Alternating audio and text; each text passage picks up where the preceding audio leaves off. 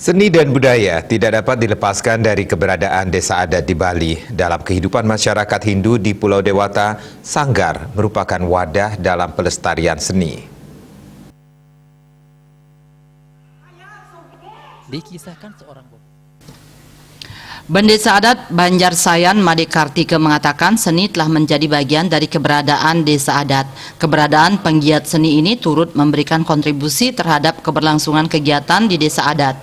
Made Kartika mencontohkan ketika desa adat menggelar upacara agama, tentu perlu penari rejang, topeng, pendet, dan lainnya sebagai wali dari kegiatan tersebut. Bahkan ketika tidak memiliki seniman, desa adat mencari seniman keluar dari desa adat. Jika sudah ada krama yang menekuni seni, setiap di desa adat ada upacara, tidak mengupah atau mencari seniman keluar. Namun demikian, Made Kartika berharap keberadaan sanggar tidak seperti jamur di musim hujan. Keberadaan sanggar sebagai salah satu wadah pelestarian seni ini mampu menjaga eksistensi dalam berkarya. Pemerintah juga harus mendukung sanggar lewat bantuannya. Parwata Bali Pos melaporkan.